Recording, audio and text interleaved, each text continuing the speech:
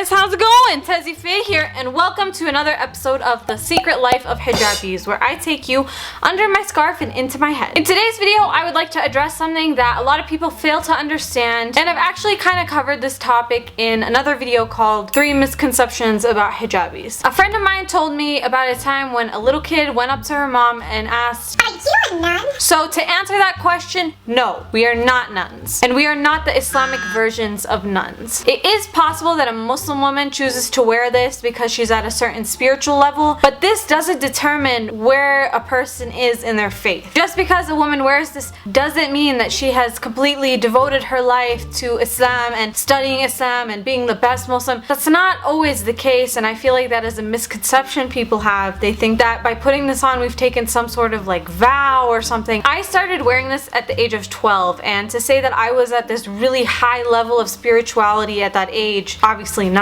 No offense to any 12-year-olds out there. But I know that human beings, we are very visual creatures. That's how we understand the world. That's how we process everything. It is possible also that we have been taught to kind of simplify things in order to understand them. Oh, he has black skin, so that must mean she's from this neighborhood, so that must mean... And because of the visual connections that people make in their brain, unfortunately, you are kind of held responsible for representing an entire, huge, enormous group of people on your shoulder. Well, actually, on your head. So one day when I was in college, I was walking on campus with one of my old friends from high school, and another girl who lived in her dorm actually came, and my friend introduced me to her. I can't remember what we were talking about, but I think I cussed. My friend later on told me that the girl who heard me cursing or using profanity was in shock that I had done that. And I guess she just assumed that because I wear a scarf, like I would never use a curse word, or maybe she thought I was a nun. I don't know. Maybe she thought I was like a very orthodox. I don't know exactly what she thought. Personally, I don't like how people look when they curse, so I have, you know, tried to work on that since then. I'm not saying go out and curse. However, the idea that a piece of cloth makes someone immune from all the normal things that people would deal with is kind of ridiculous. You will meet girls who wear this and watch literally every single TV show that you watch, including something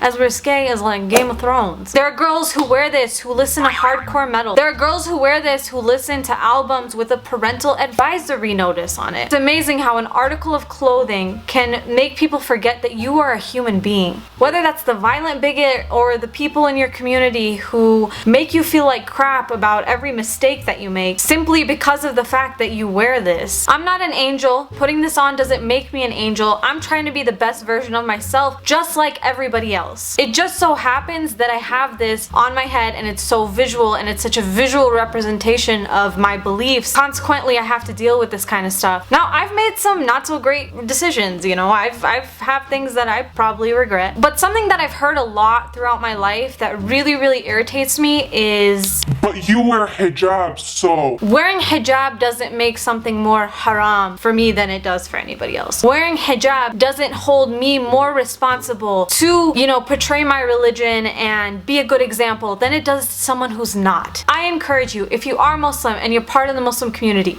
you should encourage your sisters. You should encourage them, you should help them, not demean them or make them feel that they have this huge burden and they're carrying it alone. Don't make your sisters in Islam feel that way. And for those of you who aren't Muslim, I just want you to understand that, you know, if you see a girl who wears a hijab, it doesn't mean that she's a nun. It doesn't mean that she's a perfect angel. It doesn't mean any of that stuff. It doesn't mean that you can't relate to her. So the purpose of this video is to kind of just dispel that from both sides. So I hope you guys enjoyed the video. There's only, I think, 1 or 2 episodes left of The Secret Life of Hijabis, depending on when I post this. I really want to thank anyone who commented or participated in the Q&A, anybody who has been liking and sharing these videos. I really appreciate it. Thank you guys so much for watching. Links are down below for social media, and you guys have a nice day now. You heard? Okay, Tezzy Faye out. Hey.